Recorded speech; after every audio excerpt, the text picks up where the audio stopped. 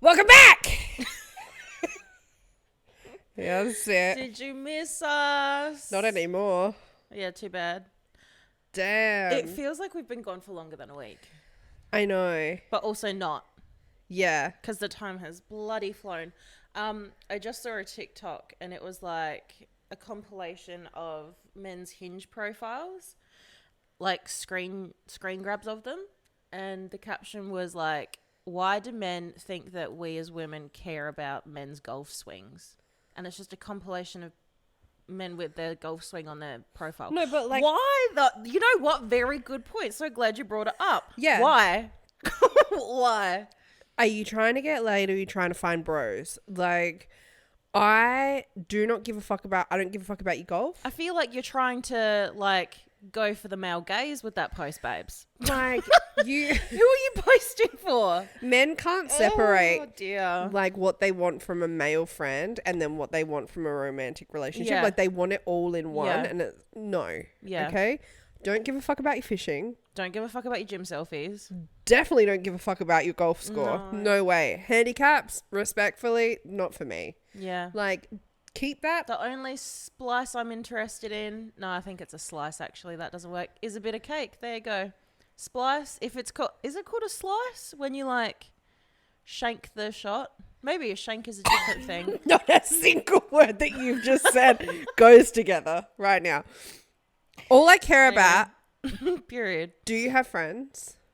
Do you have a hobby Do you that have a- isn't A swinging? normal... Do you like to read? Yes. Okay. Yes. Maybe... What book are you recommending for book club? Thank you. Yeah. Okay. Maybe you're into movies. Yeah. Maybe you're into... Like, I could get behind a hike or a nice beach walk. Mm-hmm. Do not use your Europe photos from 2017. Okay? It's been, it's gone. It's not had its your moment. Your Croatia sale is not your entire personality. Okay? Everyone's done it. Move on. Yeah. Okay? Do you have family? Do you speak to your family? That's a big one. Yeah. Yeah. Can you dress like an adult? No. Okay? Short answer, no. I'd even go for like photos of you in your house just to prove that your house doesn't look like a frat house. Do you have a headrest on your bed? Do you have plants? Do you have side tables? Do you have a pet or plants? Like just to prove that you care about something other than yourself. No, actually, one post on a man's Hinge profile should be like a photo of their fridge. The inside, yeah. Correct. What is in your fridge, sir? I want to know. Yeah. I agree. There you go. For the men that listen, aka no one. I was almost going to say like men shouldn't be allowed on dating apps, but then it's like, what's the fucking point, really? What is the point? I saw a thing and it was like you only seek male validation when you want to let go of your creativity. Now I feel like I need to do more hobbies. Now I feel like I almost don't understand what you've... Nothing that you're saying I'm understanding today. I'm really tired. Like when you want the validation of a man... Yeah. It's when like you want to not be creative anymore, or like you're at the point where you're like, for example, you've been super creative on Sims. And so now you're like, okay, I want to put that aside. And like now you get burnt out from it. Yeah. And now I want to try dating as a hobby. Yeah. It's almost like... Because I feel like when you date, like as women, you kind of... You put your whole life on pause. Yeah. Yeah. That's what that quote means. Yes. And I think this is why I struggle with dating. Because, like, I'll have 2 seconds a month where I'm like, do I? And then immediately I'm like, I don't want a man in my house. Yeah. I don't want to use my personal time for a man. I don't want to, like, have to give up my hobbies. Like, all of it, immediately I'm like, no. The minute someone's like, hey, do you want to catch up tonight? No. I think the fuck not. Yeah. What are you here for, sir? I could go for a really that. bland date with a man that's probably going to make me pay for it. Or I could stay at home and finish my book. Yeah. Which contributes to my reading goal, which means way more to me than dating. Exactly. I don't know what you want me to do with that. Yeah, I think, Yeah, much to think about there. I want to start with ins and outs for 2025. So we spoke about our ins and outs in our last episode, Yeah. wrapping up the year. But things have evolved, and I have thoughts on everyone else's ins and outs. Yeah, first of all, we would like to say that we already have plans booked in for this year, right? So our non-drinking goal and being home at a reasonable hour doesn't take part in those pre-existing plans. And Like, I what do don't you- get why all of you are not supportive of us. I very much appreciate the fact that people actually listen. Oh, yeah, they know what we're talking and they about. take note. And And holding they, us accountable. Do very much appreciate Right. that. But but we're not going to not go to our friends' hands, and we're not going to sit in a corner and not drink. But we drank a little bit more than what we anticipated, but we were home at a reasonable time. Yeah. We didn't get silly drunk. We behaved in the scheme of things. that was because the weather was not on our side Dude, yesterday. the weather, the heat, it didn't hit me until literally when we were leaving. And it was like a switch. And all of a sudden I needed to peel my entire fucking skin off. And I was needed not a okay. shower. I was not okay. needed a shower, yeah. I loved, like, we looked really cute. Looking cute is the most uncomfortable experience. Isn't it? Isn't it? The dress Yeah. pulled through in the photos, Yeah. but It's Dude. uncomfortable polishing a turd. it's You know just what I mean? It's, yeah. like, particularly in summer, like if it's winter, I can rock a pant. I can rock like a, Spring or autumn, yeah. love. The extremes, Yeah. It's really hard you can't be cute and comfortable in summer. It doesn't I feel exist. like that is only a skinny person thing. Yeah. Like, I feel like if you're skinny or have a BMI of like 7%, you can be skinny in summer. 'Cause you I mean, can just skinny have- in summer. Cute in summer. You can be skinny. Because you can just have clothes that hang off of you kind of Yes, thing. yes. Whereas, like, the dress that I wore There's no rolls yesterday, getting damp. You know what I mean? you don't have butt swamp. Like, you don't have swampy No, you butthole. don't know the struggle. You don't know the struggle. I couldn't wear a bra with my dress yesterday, which was fine. It suited the dress. The dress was doing all the work. But even then, I'm like, you just went... Skin on skin. Like, I don't have tits. I have breasts. Okay? Okay? Okay? And when you have I've breasts... never heard anything more true. when you have breasts, even if you find a top or a dress where you can get away without wearing a bra, it is not your preference because you are hyper aware of the fact. Like, there is something soothing about wearing a supportive bra. Yeah. Give Oh. me an underwire. Things being where they need to be. Yeah. Yeah, like, Yeah. dude, the only thing fighting my boobs to fucking hit the ground was my dignity. And honestly, they just need to stay in a certain spot, and I need to know that they're secure and they're well, and it was too much yesterday. Yeah. I think it was the fact that I was braless and rocking a mini dress. Like, both ends of Yeah. me were really struggling. They were fighting for airtime. Yeah. Like, what are you going to see first, a flap or a nipple? Yeah. Um, Lock and see all of the above, Eddie. oh, fucking hell. But No, anyway, you look cute though. You look gorgeous today. loved your fit. Thank you. Loved it. Thank you.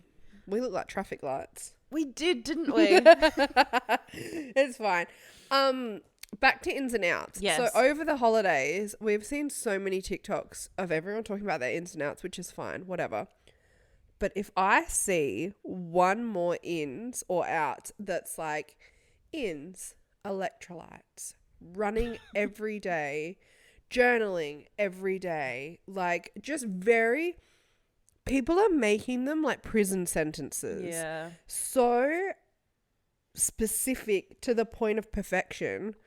And it's like your outs for 2025, being a human being, Yeah. having a personality. So now we've changed our ins and outs, and our only in for 2025 is to be a worse human being. To be the worst possible human being the we have worst been. version of ourselves. Because why do we always have to be better? Why? Why is the ins that I have to be better and not everyone else? Yeah. What do you... Nah. So, Nah. and there's a fine line, like, we're still being kind to people, but you thought we were direct in 2024. Even more so Even now. more direct. You thought we didn't give a fuck in 2024? Guess what? Give even less of a fuck. You thought we were annoying in 2024? Guess what? We've just ramped it up a notch. We are going to be so annoying, it's all you can think about. Just because everyone else wants to be better. We're like, no. it's just Let's flip this bitch sideways. I'm all for self-improvement and like doing things that are good for you, but it's the way that people run this shit like a fucking boot camp now. Yeah. Like, yeah. if I'm not drinking electrolytes 3 times a day and only eating snow peas, then my whole 2025 has failed. Snow peas is such a rogue example of a Do you know what I mean? Though? Nothing but snow peas. Like people, like things like people's outs not being productive. Yep. I hate to break it to you, rot. dolls, right? Yeah. But you can't be productive 100% of the time. Like, it's like the saying about how, like, you can't grow, like, flowers can't grow without, what is it? The rainbow one. Oh, you can't have a rainbow without the blah, blah, blah, Without blah. the rain. Right? Yeah. Same thing goes for humans. We all need a factory reset. Clearly, I need mine right now. I can't speak. Yeah, you need days where you just sleep all day. You need to rot. You need to not be productive. You need to not clean your house for a week or like change your bedding when you're supposed to. You need to like not go to the gym sometimes. It's actually healthy to not be amazing, like quote unquote amazing every second of the day. That's how you do be good kind of thing. Here. I feel like this is how serial killers are born, because people get fixated on like being so perfect all the time, like aesthetically perfect And like curated. Yeah, to the Less point of that. then all of a sudden something will like switch in their brains and then they'll just go like kill a CEO or something. Yeah. That's what happens, I reckon. Period. You heard it here first. So that's really gotten under my skin over the holidays. Other than that, we've done fuck all. Yeah. If you thought we were coming back with like all these fun stories. No, we have. We've consumed a fair amount of things. We've consumed lots of like movies and Yeah. books, 100%. But in terms of like Doing activities? No. Less of that, yeah. I spent the first 4 days with my family and like respectfully, mum and dad, I can't do that again. That's like I was telling 4 days is long. And it's like, it's not that we'll just see each other every day. It's staying under the same roof. Living together. 4 big personalities. Well, 3. Dad's a bit of a doormat. So 3 big personalities. Yeah. And dad's constantly trying to play referee. It's too much. And I realized things that I've never noticed before. Like how much it means to me to be able to sit down and put on what I want to watch on TV without having someone, aka dad, rip it to shreds. Yep. And just tell me like, no, you can't watch Real Housewives of Salt Lake City because that's trash. And those women, all they do is scream. Guess what, Mark? That's what I want to watch. I don't give a fuck. I do not want your intellectual review on reality TV. I just want to be able to watch my fucking brain rot stuff. Do you know what I mean? I don't want to share a meal with you guys every 5 seconds of the day. It's bold for this man to say that Real Housewives is trash when he specifically watches Family Guy, The Simpsons, and Bob's Burgers. That's it. And Archer. That's his entire on rotation. repertoire. Yeah, like pot calling the kettle black. Yeah. I would say respectfully. Like just having to justify. Garbage respects garbage. Okay. Yeah. Like, it's just tiring having to justify. Yeah. Everything that you want to do, or like having to consider people every time you want to do something. That's insane to me. So there was that. Then I feel like New Year's week, was that this week? Yeah. Where are we right now? All we did was we went to the beach for a few hours every day. I love that your feet are also black from last night. Oh yeah. We have hobbit feet. And that's after I tried to clean them. I know me. Like, let's just hide those. And then this week we've just been going to the beach. Yep. Went to Maslin's one day. Yep, that was peak beach day. Yeah, it was. It was such a good day to beach. Clear blue waters, didn't get burnt, just absolute serene. Read a lot, watched a lot. I think that's really it. I played so much Sims, and I'm so glad everyone's listening. So I decided to make good use of my summer holidays by making my entire friends and family and their houses in Sims. And I was so proud of myself. It took me days to do this. This is what I spent my first week of holidays doing. Got everyone like set up in there, and I'm so excited to play all of us. Everything's going well to start off with. Day 2, I get a phone call from my sister in the game. Hey, why don't you just come around? I'm like, oh, amazing. This game's going exactly how I pictured it. Go over to her house. She's pregnant. She has twins. And then she names one of them Goopy. Same. Right? Anyway, I'm like, whatever, that's pissed me off, but we'll just keep playing. Keep playing. You and I in the game go to a bar. My mum's there. And I'm like, okay, like... Hi, Mum. Hi, whatever. First of all, Benji, my dog, has decided that to show up because he can't spend 5 minutes wants alone. To be at the bar. And he's just following me everywhere we go in the game. Go up to my mum. She's also pregnant.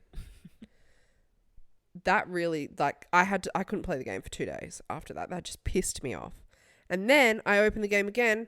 You're pregnant. Crazy. Don't even know who your baby father is. Glad. And you name the child Sean. Ew. Sean the Paul. I got the right temperature to settle you from the storm. And oh, that- no. Gotta get it right. It didn't just piss me off that all you guys are doing is having kids and like ruining. All I want to do is there's a storyline that I haven't done before where in Strangerville you like find the aliens and like whatever. Mm-hmm. That's all I want to do. I'm thinking sick. We're going to go on adventures. We're going to like find the aliens. No. Up the duff. Everyone's out here getting pregnant. Every time I invite you, you're like, no, I'm sleeping.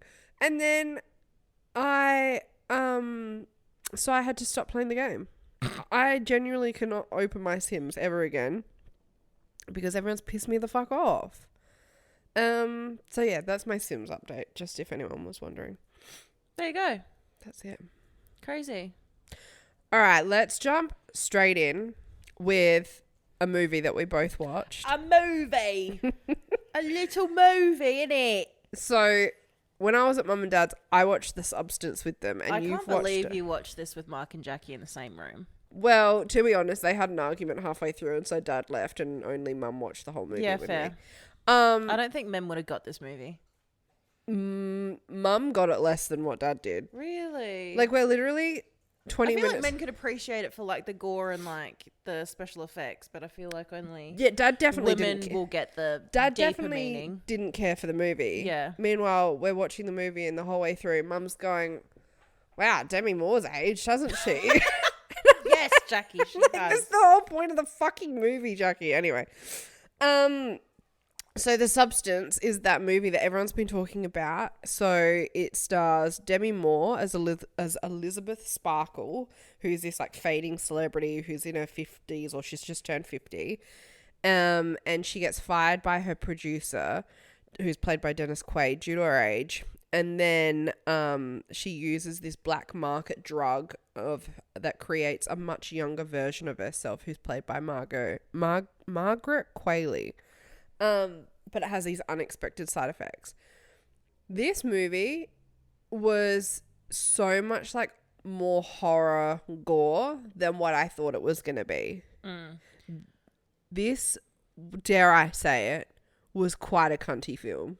Oh, very cunty. Very cunty. I loved it. This was like, I feel like this was like the Barbie movie, but for people that listen to like fucking Grimes and Charlie XCX. Yeah, this was like, honestly, like I appreciated the Barbie movie. It had its place, but I prefer The Substance over the Barbie movie. Yeah. 100%. Same vibe, just different font. It just has a little bit more personality to it. I think like a bit more edge. Yeah, very much giving an edgy New Year, New Me.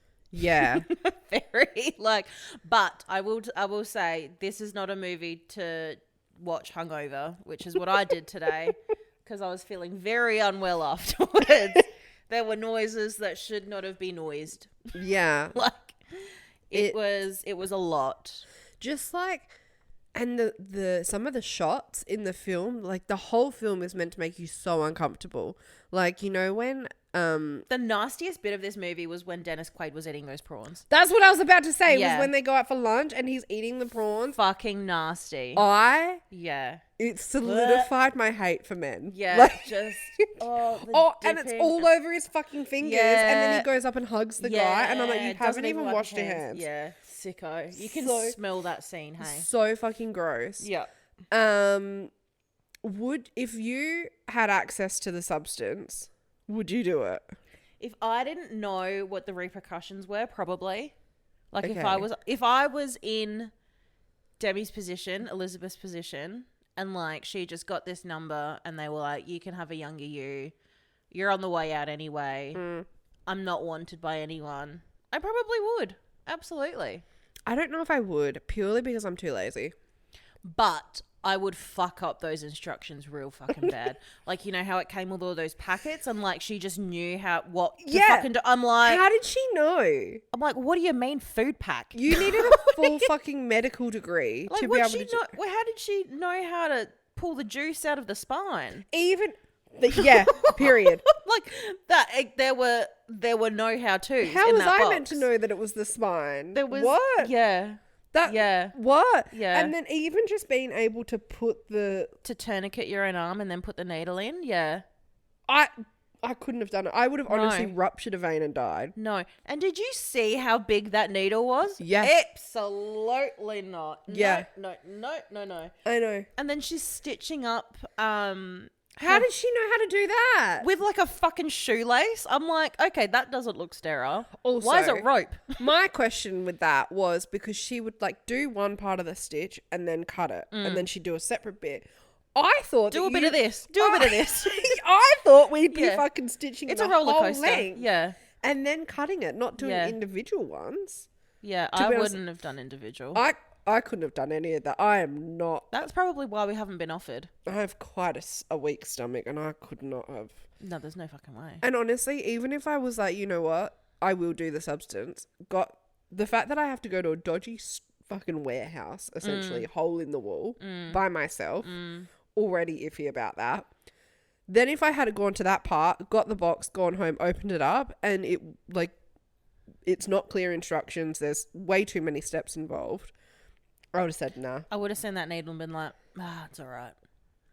So I'll just be ugly. It's fine. Me on TikTok, how to use the substance. Oh, yeah. I We don't want to give too much away, like, plot-wise, because I feel like everyone should watch this movie. absolutely watch it. 100%. If you can stomach it. Like, a lot of people I've seen online have said that they couldn't even make to the end of the movie because it was just too much. Interesting. I didn't think it was too much. I think we're just desensitized, though. yeah, we do. Like, we watch some pretty fucked up shit. Yeah. But I think the first use of the substance, that's pretty insane. Yeah. Right? And then towards the end, when like it's kind of wearing off, that's I Yeah. can't. There's two things that I really can't stomach, and that's like fingernails and hair being pulled. Like, And you know what? This film had all of that. and so I had to cover my eyes for that. The ending though with the blood, it kind of not ruined the movie, but I was like, this could have ended such an impactful way, and that just made it feel like a cheap and tacky horror film for me. I feel the same, and I feel like it went for way too long. That movie didn't need to go for 2 hours and 15 minutes or however long it was. Mm-hmm. And I feel like it should have cut when, like right before that scene. Yeah. Like before she goes whole ending to could've gone. the New Year's Eve thing. Yeah. Yeah. And then that be it. Yeah. When everything happens at the apartment, that should have just been the final ending. Yeah, like look in the mirror, cut. Yeah. I agree. Leave it up to interpretation. Yeah, I agree. The full ending, it didn't add anything. It made the film seem tacky. Cuz like the vomiting up of the boob. Yeah, that was unnecessary. Crazy. That was unnecessary. Was crazy. The whole I must say though, the final scene on the Hollywood Star, yes, that was impactful. I feel like, because I feel like that represents like it's a full circle kind of that, and to me it represents like, you know, you just being lost in the sea of things, and now you're just a star on the Walk of Fame. But yeah, the blood thing for me, I was like, this is what cheap, tacky, like almost like the satirical horror films. Like a scary movie style would use. It's just so unnecessary. But it's a story about I guess it's just like the female experience, really. Yeah, it's meant to. There's a few interpretations. So the main one is like societal societal expectations on women. How like even like when women hit 30, it's like, oh, that like You're over the particularly in hill. Hollywood. Yeah, you're on the hill. That's it. You're out. You're geriatric. You're out. And it's how like, yeah, particularly Hollywood is like, nah, you're too old. We're going to bring in like someone younger, someone hotter, someone firmer, that kind of stuff. And then because it's also all the men in the film are older, like, and they're just still highly successful, whatever. But then I read this article. I think I was reading like Variety or the New York Times, and they had a take on it that it wasn't just societal standards, but it was also about like being a woman in today's day and age. You're with social media and everything like that. You're not only constantly pitting yourself against other women, but against yourself. Oh, like, yeah, you know, huge. your memories coming up and like photos of you when you were younger. And so yes, it was, I loved the message of the film, and I think they did a fantastic job. I think it definitely like rung true for me more so with that point that you just said about like you're competing with societal standards, but also competing with your former self. Yeah. Because like that, I run true to that fucking all the time. Yeah, yeah. And like, although the movie's really gory at the end of it, I just felt kind of sad. Yeah. I was like, well, fuck. There's that scene where she's like accepted the date with that guy. Oh, and she's getting ready for the date. Yeah. And she's constantly just nitpicking herself in the mirror. And I'm like, dude, have He's you really seen the guy that into you're you. going on a date with? First of all, he's really into you. Second of all, come on. no disrespect to that man, He's but batting. like he is batting above average. Thirdly, elbow, dude. It's a man. Yeah. Like Yeah. you're pulling yourself apart for a first date with a man. External validation. Like that part, that was the saddest part to me. I'm Yeah. like, seriously, Come on, girl. this is just insane behavior. But no, highly recommend the film. It was so good. I reckon I gave it 4 stars. It lost a star because of the ending for me. Yeah. I reckon, 3.5 or 4. Yeah. I reckon 4. Yeah. It's so I'd good. give it 4. Yeah. The other thing that we've been watching that came out during the break is Squid Game Season 2. That's huge at the moment. Everyone's talking about it. Fucking McDonald's. You can buy the game. It's nuts. I've seen the whole season. I've watched episode 1. Okay, so honestly, I actually don't think you're missing anything. Really? Like, what were your thoughts on season 1?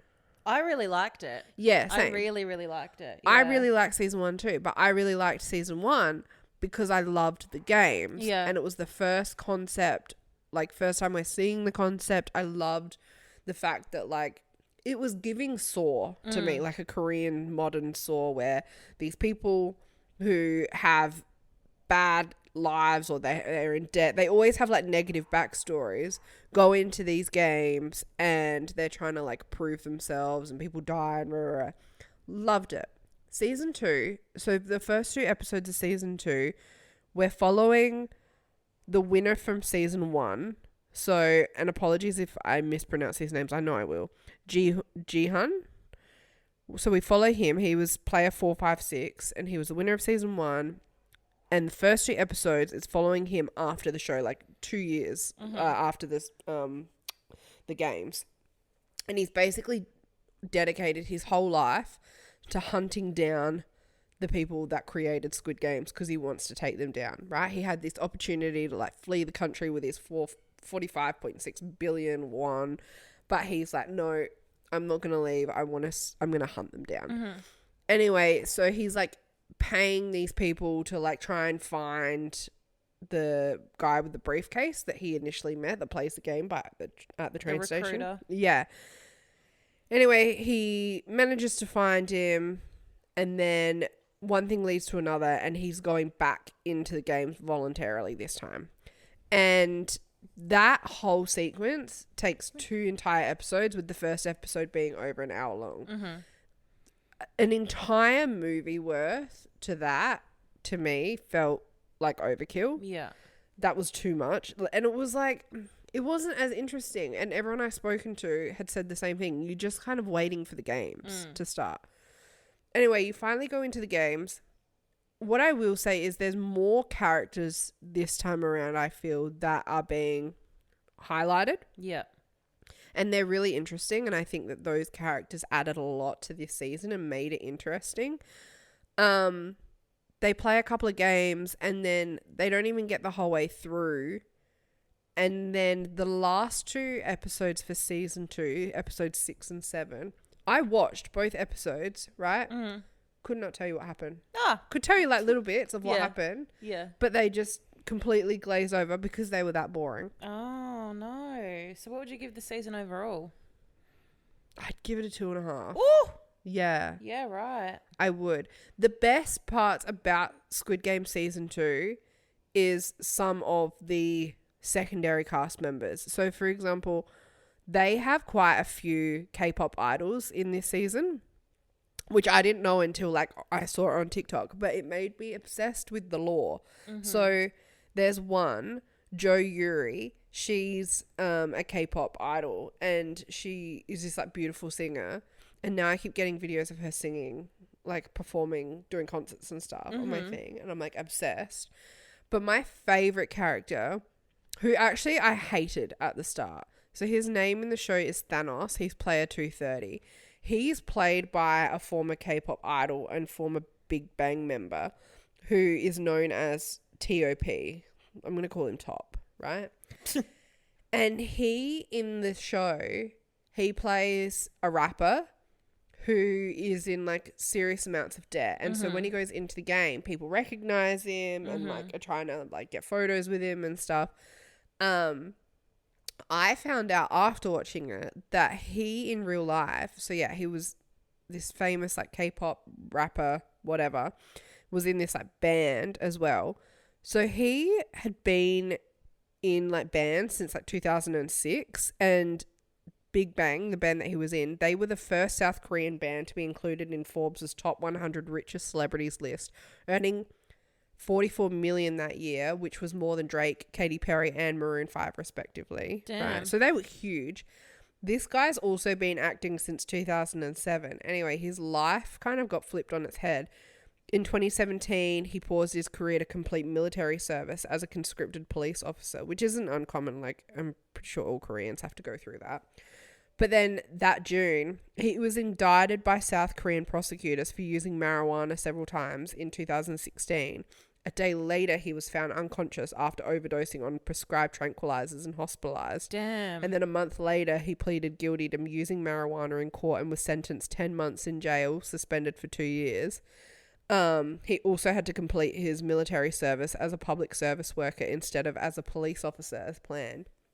And it completely fucked with his career. Like, people wouldn't have him on TV or on anything anymore because he had like such a negative reputation. And I think the main guy in Squid Games that plays gi-hun, he was like, knew of this guy and he was like, I think we should have him in the show. Like, I think he'll add a lot.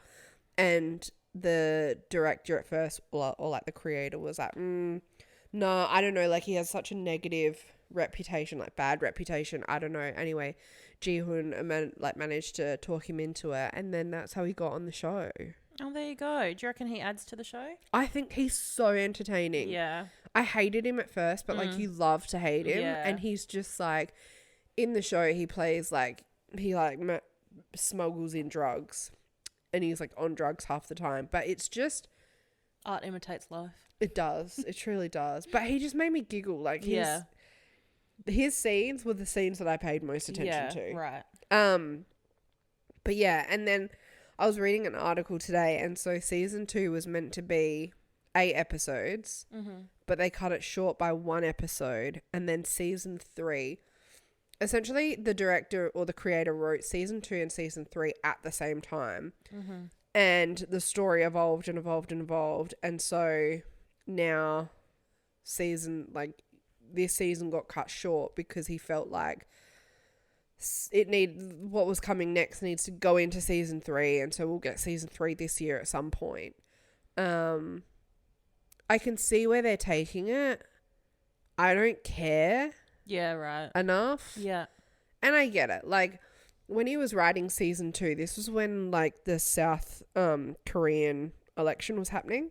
And so this storyline is kind of heavily motivated by political elections and the way that it can split society in your decisions. Like the power play. Yeah, and also, like, how it can cause certain groups to rise up and try and fight against, like, political powers and things like that, or the people in power. And I get it. I do. But again, I'm just here for the games. Yeah, just show me a fun game with people dying. Yeah. Yeah. Like, there was new games introduced this year that were cool. Liked that. But still 2.5 stars. Yeah, still 2.5 stars. Unfortunately, I just wasn't looking for... I'm not looking for a storyline. Yeah. Which, that's going to be an unpopular opinion, but... Like, commendable that they're trying to make a plot out of it and, like, trying to take it somewhere. But, yeah, I think there would be, like, a group of people. Or, like, it would be, like, the easy way to just make money from it would be to just do the same formula with just different characters and different games. Like what they do with Saw. You know what I mean? Yeah. Like, it's the same movie, just in different fonts. Yeah. And I think that's what I wanted from it. But I can appreciate what they're trying to do with the storyline and where they're taking it. It's just, it's not for me. Yeah. But it is... Suddenly, I'm, like, super interested in Korean, like, arts. Like, girl, movies. I could take you on a whole journey. I'm ready. Yeah. I am ready to buckle You know what the fuck you up. would love? You would love, like, the Korean, like, romance series. Like, they... Yeah. All right. Yeah. Sign me up. I'm You know ready. who's a big fan of those? My mum. Oh, she has, like, a Korean TV subscription. Like, I'm going over to her house. Yeah, no, like, seriously. So funny. Yeah, no, they, real, like, will they, won't they, fake dating, all of, yeah. That's my jam. No, you'd love it. Yeah, honestly. I need to and everyone's so good looking. Yeah, okay. I think this is the time that I get into K-pop music. It's a slippery slope. It's so much fun. I think I'm going to do it. I'm going to make you a playlist. Can you please? Yeah, I'll make you a playlist. playlist. Want Big Bang like there because I love Top. Yeah. I did. You know who you'd love? Stray Kids. They're Why have I heard of them? They're an Australian Korean group. Okay. Like kind of like hip hop kind of. It's so much fun. Okay. Yeah. Love it. Gang. Also, Korean's gorgeous. Every single one of them. Like the guy that plays Thanos, he's 37 and he looks 20. And I'm like, you are gorgeous. Love you. Asian don't raisin. You know what I mean? They don't. Yeah. It's, Korean skincare as well. Oh, just they're unreal. So I'm so obsessed. So good. And because one of my ins for 2025 was to watch more foreign films. Easy. And you mentioned Parasite. Did you finish it? I haven't. And the problem is I need to sit there and actually pay attention because I'm refusing. Let's watch it together because I'll watch it again easy. Okay, that's probably going to help. Because I refuse to watch it dubbed. I'm like, I'm not. No. I'm not watching this stuff dubbed. I want to do it properly, but I haven't had the attention span. Girl, that knot in your hair is shut up. Something serious. Shut up. I can fix it. It's diabolical. No, I can fix it. It's not that bad. Whatever. Shut up. Anyway, so that's my thoughts on Squid Game season 2. Like, I think honestly you can skip it. I'll still watch it because I want to see where they take it. Yeah. But another thing that dropped during the holidays on Disney Plus was Alien Romulus. So that's the latest installment of the Alien franchise. Again, it's very much like giving what you're going into it looking for. You know what I mean? Like, they're not trying to do anything new. Yeah. It's same old group of scavengers go up to this like abandoned space station to gather supplies because they want to go to like this other planet. And then they come face to face with the aliens. Damn. Yeah. Do you know who'd love that? Who? Mark. Yeah. You know what? I really liked this movie. The other ones, I can't even remember what they're called, but like the prequels, couldn't really care less for those because, again, it's trying to make a plot where there doesn't really need to be one. Yeah. Like, I don't care how the aliens got here. You know what I mean? They're here. We're here now. I'm in the dumpster already. You know what I mean? And that's the thing. Sometimes things don't need to explain why. Yeah. It's fine. But what this one brings in is a pregnant woman. A pregnant woman. Oh my gosh, she came from my Sims. Yeah. Your Sims came to life and they're in a space station. They're unreal acting in this though, actually. So there's this AI called Andy, and he kind of gets bullied by some of the other characters because he's AI, like he's not like an actual human. Yeah. And every time someone tried to bully him, I wanted to punch my TV. Like I would die for that man. Stop. So David Johnson is who plays Andy. And there's a point where Andy kind of needs like a software upgrade so that he can access the areas of the abandoned space station because he's AI. The company that made him is the company that the space station was made under. So if he gets access and like gets an upgrade, then he can access all of the areas that they need to go to. Oh my God, stop. So he gets the upgrade, but then like his entire character changes and then like his main mission changes as well. And like what was his name? David Johnson? Yeah. He essentially plays like a completely different character for half of the movie and it's fucking crazy. That's good acting. Yeah. That's like in Vampire Diaries when what's her name plays like good Elena and then like vampire evil Elena. Yeah. Like unreal. But I really, really enjoyed this. And the special effects were unreal. Like again, you get what you pay for. Yeah. Like you're going in for an alien movie, you're gonna get an alien movie. Yeah. The ending was wackadoodle as well. There's like a little, you think it's ending and then no. We've still got another half an hour here. Bam. Yeah, I think you'd enjoy it. Okay. Yeah, I think Mark would enjoy it too. I feel like you've sold me on the AI character. Yeah. Oh, yeah. No, honestly, unreal acting. I gave that a 3.5, I reckon. Cool. That's pretty good. Yeah. That's better than what I gave fucking Squid Games. Yeah. There you go. That's what we absorbed with our eyes, ladies and gents. That's what we watched. So we didn't watch a lot, but we read. When I say we, Danica has read almost. No, you've read more than I have this year. Yeah. I haven't finished a book yet. Last year, in December, I smashed out but over heaps. the holidays, I read 2 books. I'm on to my 3rd because we're not talking about the book club pick yet. But you've read like 25 books. No. This is going to be an 8-hour episode, folks. 4. I have 4 to review right now. All right, let's go 1 for 1. Tit for tat, let's go. Okay, I'm going to kick things off with, to end my year, you recommended reading A Man Called Ove. People say Ove as over or Ovie. Well, I'm saying Over. Ove. I say it as Ove in my head, yeah. This was hard for me to get into. Firstly, because I was trying to read the physical book, and after reading on Kindle all year, reading physical books, It's crazy, hey? particularly because I like to read at night when I'm laying in bed, and I'm like, hang on a second, I need a light. My book isn't going to illuminate itself, and that pissed me off. So I just ended up getting it on my Kindle. But it was hard. I found it hard to get into because it is very much just like this old grumpy man. Also, they position him as old and like senior. The dude's in his 50s. Is he? Yeah. Oh, in that's the book. not old. Yeah, when they revealed his age, I was like, oh, okay. Suddenly, smash. The substance. Ove does the substance. It's just this old grumpy man going about his life, which it's fine, whatever. But then it starts to pick up and he starts to like unknowingly develop these relationships with his neighbors, and it ends up being the most heartwarming book I think I've read in a hot minute. The ending of it, oh my God. Sobbing. There is one specific quote that his neighbor says at one point, and I don't want to spoil it, but the quote was, tell Sonia, or thank Sonia for me, and something about giving a loan. I love that you butchered the one meaningful bit of the book. Shut up. Please hold. Or it was like, thank you, Sonia, for the love. Tell her thank you for the loan or something. Yeah. Like that. Yeah. Anyway, it was like, thanks Sonia for me and thank her for the loan. And when I read that, it won't make sense unless you've read the book.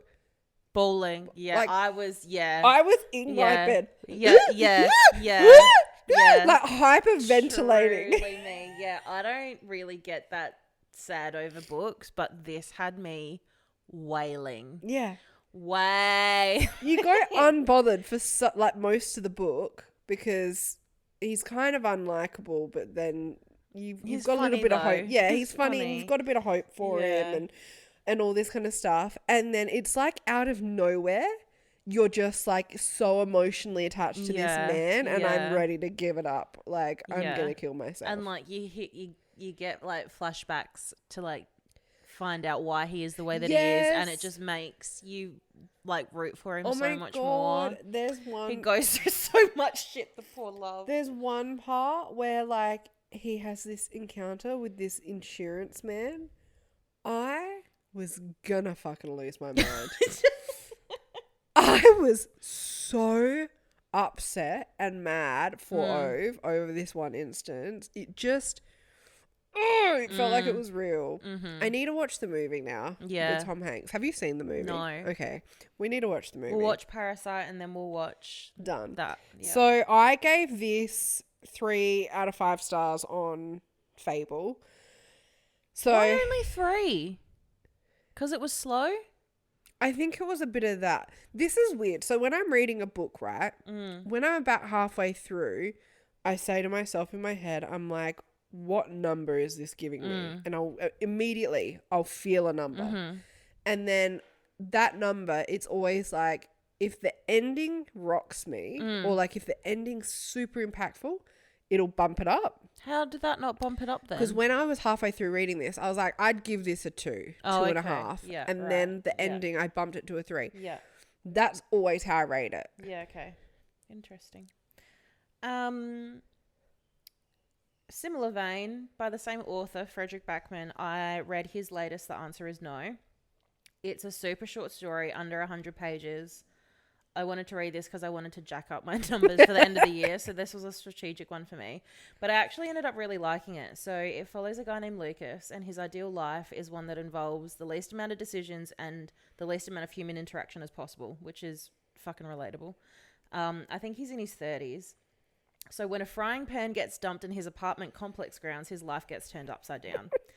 And it literally just follows like all of the things that happen because of this frying pan.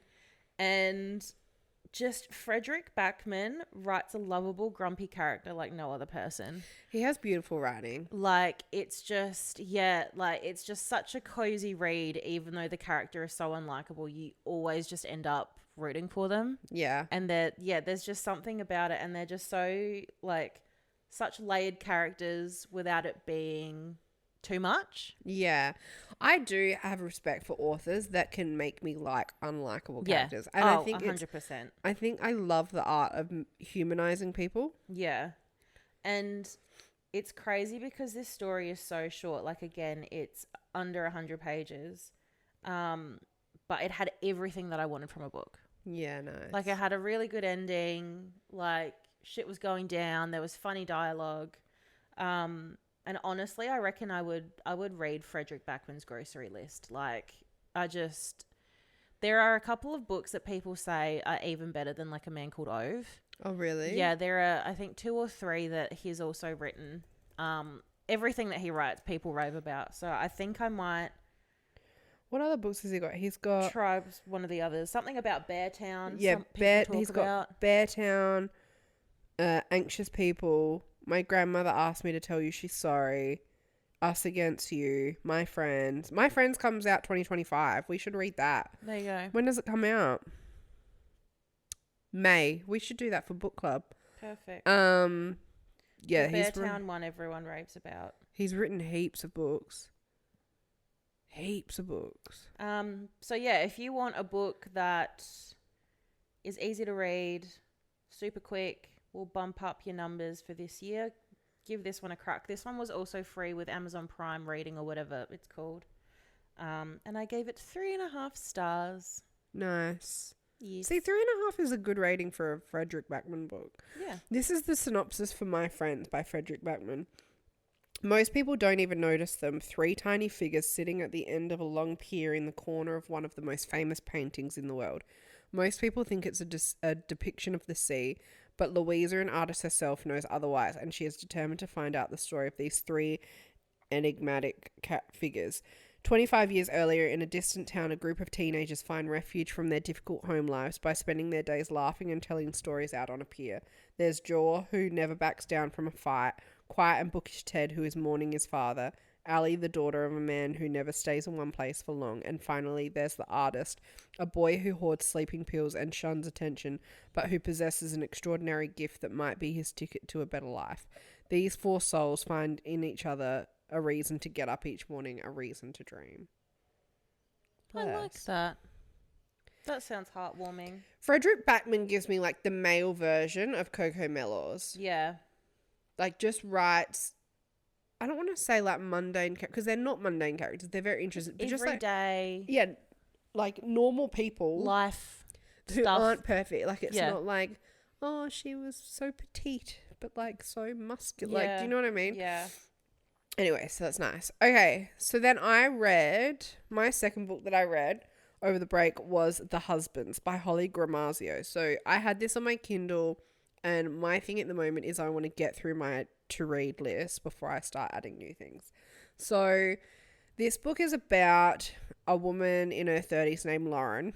She's single. She came out of a long-term relationship a few years prior, and she goes out with a friend one night, and then when she gets home, she is greeted at the door by her husband, Michael. The only problem is that she's not married. She's never seen this man in her life. She's like, what the fuck? Anyway, she figures out after a while that her attic has become magical. And so every time she sends her husband up into the attic, a new one is generated and comes down. And it's not just that she gets a different husband. Everything in her life changes. Well, most things in her life, like the decor of her apartment will change. Her job changes. She, you know, what's happening in her friends and family's lives are different. Like her relationship with her neighbors is different in everyone. Anyway, so the book, particularly when she first figures out what's going on with the attic, she is just churning through husbands like there's no tomorrow. And then she meets one named Carter, and they just get along so well, and she really likes him. Anyway, 3 days in, he accidentally, like she wasn't paying attention and he was looking for something in the apartment, and he goes up into the attic looking for it, and she like freaks out. Anyway, he goes up before she can do anything about it, and he's gone. He's Poof. gone. Yep. And then she spends like the next year and a half trying to get him, like kind of mourning losing him and going through husbands, comparing them to him. Then she meets this one husband.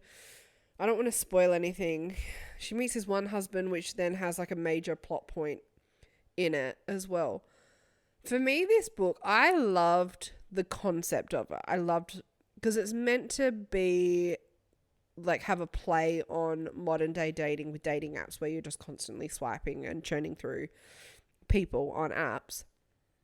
But for me, the whole concept of her like going through different husbands and changing her husband, like she was honestly changing them every day. Yeah. For the most part. It was so repetitive and so exhausting. None of them besides Carter were really likable. Like there was not one of them that I was like, yeah, this one's worth the drama.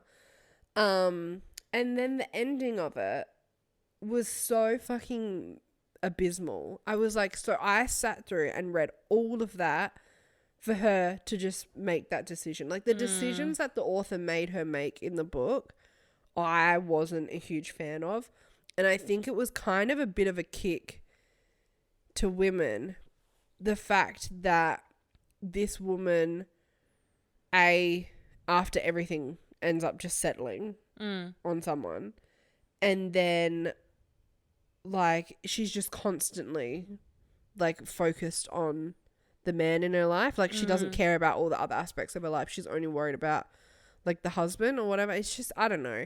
Like, yeah, you had a very interesting point when we were like talking about this book the other day, where you were like, okay, well, the author has said that it's a play on online dating. So is the take home message that we're all just meant to settle?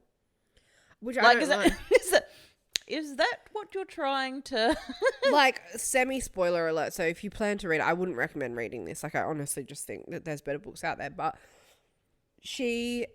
I would have liked the ending to be, because she was never happy, 100% happy with anyone that she picked. There was always a reason for it, right? I would have preferred if she had just chosen to not pick anyone, right? And there was an opportunity where she could have done that, not picked anyone, and she just went and lived life for herself and like just let love find her. Exactly. Yeah. That would have been the best ending for this book, right? And that's not what happens. And I'm like, this has pissed me the fuck off. It really has. Nah, fair. Like, and it didn't need to be as long as it did just for us to cycle through boyfriends. Yeah. And then there was that scene that I was texting you about. That pissed me off. That's yucky. That's so yucky. That gave me the ick. So I gave it two stars. I would have DNF'd this book, I reckon, if I had to read it. Yeah, I don't think... Without a doubt, I wouldn't have been able to get through it. No, I'm surprised that I did. And I read it in a day. Yeah, very proud of you. Because I was very determined. You soldiered through, yeah. But I gave it 2 stars. And even that's been generous. So, would not recommend. Yeah. The next book that I read was Evenings and Weekends by Oisin McKenna. So this follows a diverse group of friends as they go through a heatwave in London over one weekend. And honestly, this book was very much giving Love Actually, where like all of the characters are kind of intertwined somehow. And there's like 1 degree of separation between all of them. And it's just like how their lives go about over this weekend. And I fucking love this book. So for example, I'll give you like a summary of some of the main characters. So you've got Maggie. She's 30 years old. She's pregnant with her boyfriend's baby. And she's also broke. Mm-hmm. And she's like, is me getting pregnant with my boyfriend the last like crazy thing I'm ever going to do in my life? And then you've got Ed, who's dating Maggie. And he's also harboring secrets about his past with Maggie's best friend, Phil. So Phil is best friends with Maggie, and he is also in love with his roommate, Keith. So Keith is in an open relationship with his boyfriend, Louis, but is there room for Phil as a third in their relationship? Because, plot twist, Louis also kind of ends up liking Phil. Phil's the man today. Phil is the man of the hour. And then you've got Rosaline, who's Phil's mother. She's diagnosed with cancer and has to tell Phil the news if she can get his time and attention over the weekend. I love a book that is centered around people in their late 20s or early 30s. Mm-hmm. And like about them navigating life, going through things. The characters were really diverse. Like a lot of them were queer characters, which I absolutely loved. And all going through their own shit and trying to figure out who they are. And I eat that, gobble that shit up like a rat, and I leave no crumbs. I agree. I love literary fiction like this. I actually really want to read this. I need to add it to my list. Yeah, I've got, I can send it to you. Did I? Yeah, I had it on my Kindle. Yeah, absolutely loved it. Loved how it was written. Loved the dialogue. Loved the setting of London. This really read like a Coco Mello's book in that like I felt like I was in London during a heat wave. Mm-hmm. And I read this when my air conditioner was working, but I think I turned it off just so I could feel like be a part of the fam, you know? In the club, we all fam. Method acting. Yeah, truly method reading. I gave this 3.5 stars as well. When you're reading, right, if you're really like into the book, like you're reading, you know when sometimes you really get locked in and you're reading dialogue, do you not like in a room, like act it out kind of thing, but like from a speech point of view, do you act it out to see if you could? Like you really get into reading it? Like how do I describe? Like I'm reading a script. Yeah. No. Almost like a table read. Absolutely not. Oh, okay. That's just Utah. No, I don't do that either. Sometimes I really impress myself. Yeah, I'm sure you would. Whatever. So then the book that I'm reading at the moment this was on my to read list. It honestly was like fucking $4, I think, on Kindle. It's called Talking at Night by Claire Daverley. So it's about Will and Rosie. They meet as teenagers. They're opposites in every way. She overthinks everything. He is her twin brother's wild and unpredictable friend. but over secret walks home and late night phone calls, they become closer, destined to be one another's great love story, until one day tragedy strikes and their future together is shattered. But as the years roll on, Will and Rosie can't help but find their way back to each other. Time and time again, they come close to rekindling what might have been. I'm only like not very far, like 20% of the way. I don't even think I'm that far, maybe 10% of the way through this book. Hard to get into so far, and I think the reason for that is there's no quotation marks used. I hate that. Yeah, it's really hard to follow. Sally Rooney does that as well, and that is my number one qualm with her. I don't know What is the beef with a quotation mark? What point are you trying to prove by having no I don't punctuation? Get it. I don't get it. I don't know how people read. I've never read a Sally Rooney book. I don't know how people are reading Sally Rooney books if this is how she writes. It's just so. I don't know. Is this dialogue? Is this like just a thought? Is this part of the paragraph? Who's saying Who's talking right now? It's so hard to follow, but I love the idea of the book. So I'm just going to keep pressing on. But that's what I'm reading at the moment. Other than that, do you like her writing style?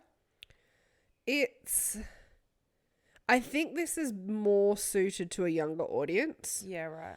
She's got a new book coming out on the 3rd of July. Okay, interesting.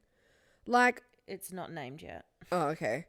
Yeah, I don't know. It's too early to tell. Okay. I'll come back to everyone next week on if I think it's worth reading. But yeah, I love the concept of it, so I'm hoping that it kind of lives up to it. And then the other one that I've saved is the 7-Year Slip. Oh, yes. I'm going to read that next. Gorgeous. Yeah. I can't wait for you to hate it because I loved it. Okay, I have two more. I have a really shit one and a really good one. Which one should I go with first? Go with the shit one because you've had two good ones. Okay. So the shit one is, drumroll please, She's Always Hungry by Eliza Clark. Bloody Eliza. Now, before we did the pod, I read Boy Parts. Yeah, I think that was pre-Delulu.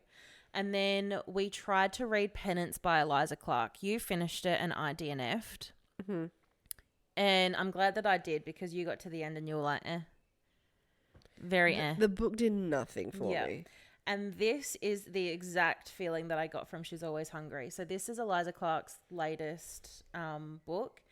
And it took me 3 chapters to realize. I went into it blind because I was like, yep, no, I love Boy Parts.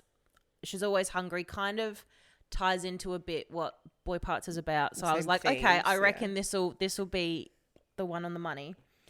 So I dove straight into it, didn't even read what it was about. And it took me 3 chapters to realize that every chapter was a different short story.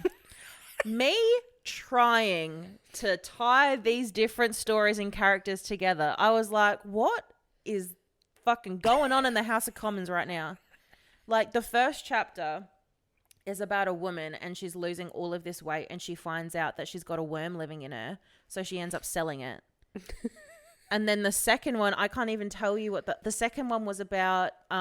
Trigger warning, a woman that gets sexually assaulted and then like her friend goes and confronts the man at a pub. And I'm like, okay, but who's the girl? Is that girl the one that had the worm? And like, where's the worm? Yeah. What's the worm up to? Yeah. And then there was the third one, I think was about like a little village.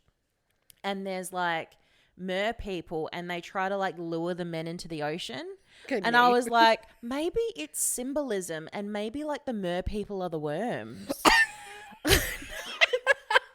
I made an entire plot in my head before I figured out that they were completely separate and did not link together whatsoever.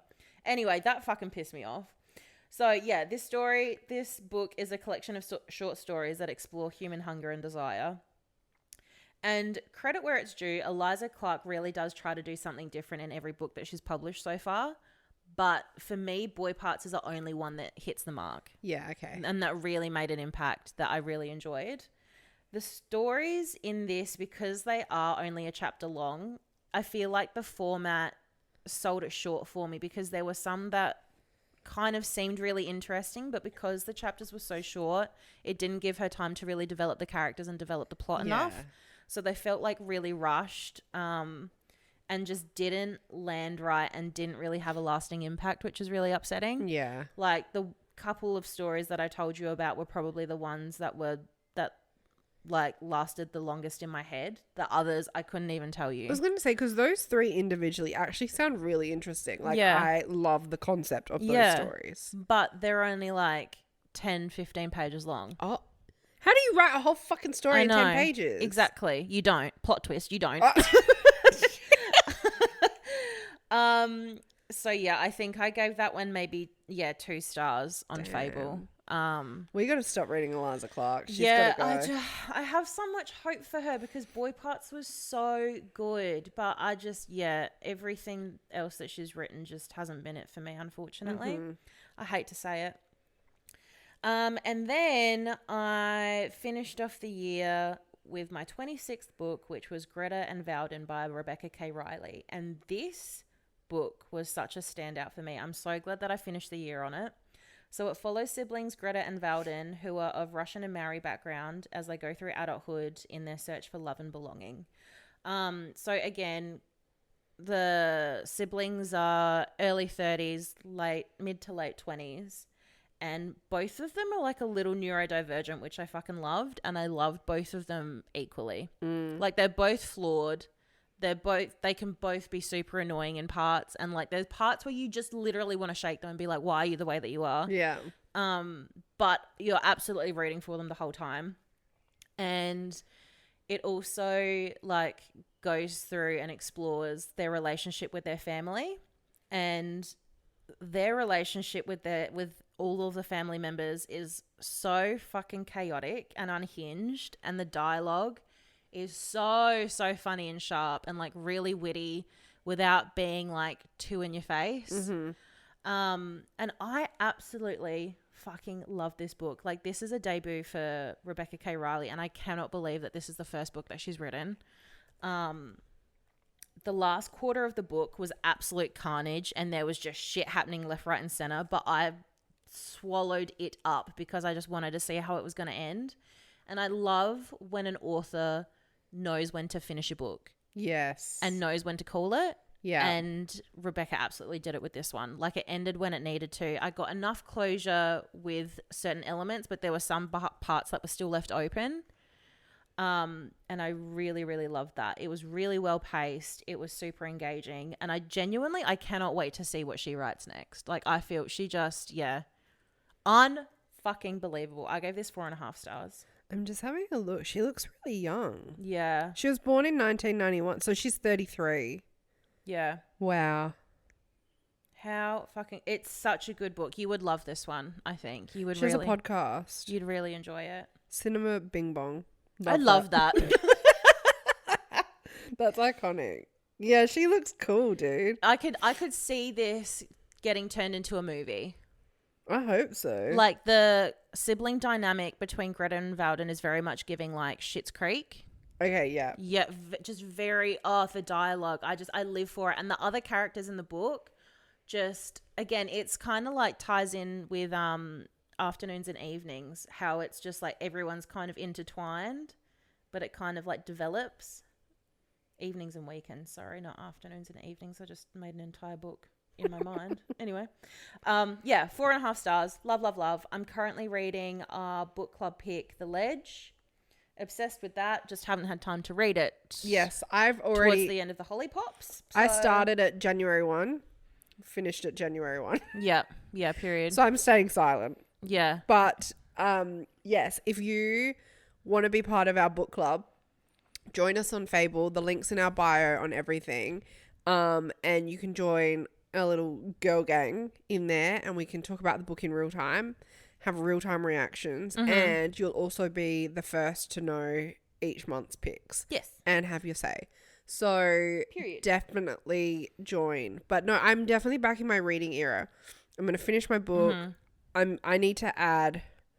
After The Ledge, I really need to smash out Iron Flame. Oh, yeah. Because Onyx Storm comes out in like 18 days or something. 21st of Jan, yeah. And I'm running out of time. I'm simply running out of time. Yeah. So I need to churn through that. I'm going to add Evenings and Weekends and Greta and Valdin to my to-read list. Yes. Because I don't know how you do it. You find amazing lip fix. Thank you. And Thank you. That's such a nice compliment. You should never stop. That's your job now. Say less.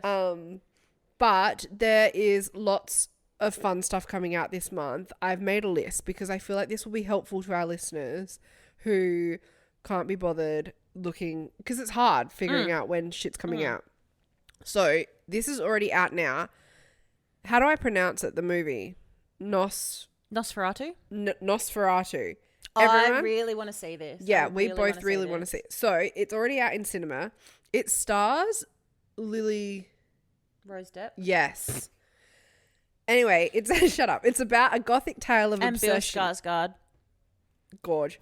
It's a gothic tale of obsession between a haunted young woman in the 19th century Germany and the ancient Transylvanian vampire who stalks her, bringing untold horror with him. There's a prosthetic willy in it as well, everyone. Love. Anyway, it sounds amazing. So a 6-foot man with a moustache and you're trying to make me not fall in love with Nosferatu, please. Please, come on.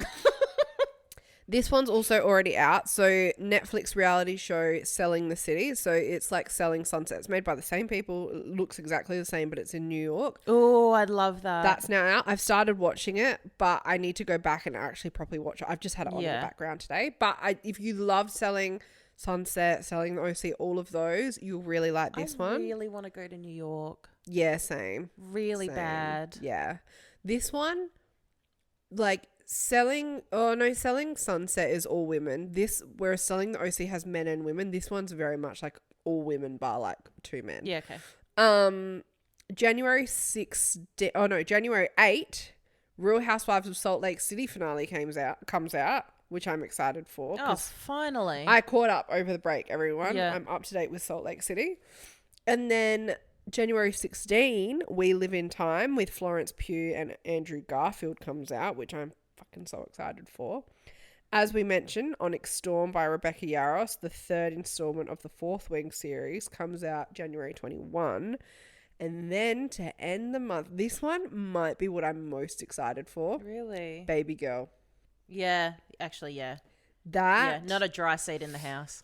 So, yeah, like, and you take that how you want. Yeah, for reasons you may not first come to mind. Yes. The synopsis is, despite the risk and prejudices, a very successful CEO begins an illicit affair with her much younger intern. Sold. Say less. Sold. Sold. The fact that it's called Baby Girl. Dude. See ya. I've seen enough to know that this is the film for me, but I have to like keep scrolling because I don't want any spoilers. Boom shakalaka. Thank you, Lord. Stop. I've heard there's some pretty intense scenes. I can't wait. Yeah. This is not the film to go see with your parents. That's for sure. No. We will be going to go see it, and we'll get seats on opposite ends of the cinema. Yeah, your leg will not be touching mine during any point of that movie. Thank you, ma'am. I'm so excited to see this. Yeah. Do you know what? Do cinemas do this? Cinemas need to do like a membership, right? Oh, I would love And there's like different tiers, and like your tier determines how many movies you get to see a month. Yeah. So say you pay like $50 a month, you get to see 3 movies. In what fucking world would you get 3 movies for $50? That's crazy. Yeah. But I'd be thinking like, $100 for 4 movies. Yeah, I'd pay that. Yeah. 100%. Yeah. 2, 4, 6, 8. No, that's pretty expensive. $20 a movie. It is $20 a movie. No, it's more than that. Not if you get like the Cinebuzz. I reckon it's like 23 for Cinebuzz sometimes. Yeah. Okay. Yeah, fair enough. Anyway, cinemas should look into that. They should do. I would do that. I would do a membership. I would 100%. do that, and then you can get like a free like small popcorn and a drink with every movie. Yeah. Yeah. 4 movies, free popcorn and drink, $100 a month. Yeah. That sounds so smart because then you're guaranteed revenue. Yeah. And then like you could do a gold class one. Yeah. And then like you could up the price if it's like VMAX specific. Yes. Yeah. Yeah. You know what? Event cinemas. We have an idea. Yeah. Anyway, just call us. That's our first episode back. That's our first episode of 2025. Woo! Can you believe it? Woo-hee-hee. Oh, it's gonna be a good year. Holy All right, dolly. everyone. I'm inspired to read now. I want to Yeah, finish my I need book to finish my book. so that I can Yeah. start reading your books. That's where I'm at. Period. Yeah, make sure that you guys are following us on socials if you're new. If Thank you're you. new, hello. Welcome. Come follow us on socials where we have. You've just read 7 books. Don't forget to update your fable. Yeah, Thank also you can. You're welcome. You're welcome. That's actually the rules of this podcast Yeah. is that you don't have to read or watch what we say. Yeah. You just get to count them to your list. If we read, you do too for free. Definitely join our book club. We also have a watch club on Fable, and that's growing at the moment. We've had lots of new people join that, so please come over. I reckon our next one, which isn't until next month, should be Summer House season 9. Okay. Because I don't know of any other TV shows that are coming out. I think we do it to a vote. Everyone better fucking vote for Summer House. That's all I'm saying. But that's it, folks. Thanks for joining us. That's it, everyone. If there's See you something next that week. if there's something you want us to watch or read, let us know. But otherwise, we'll see you next week, my dudes. Love you. Bye. Bye.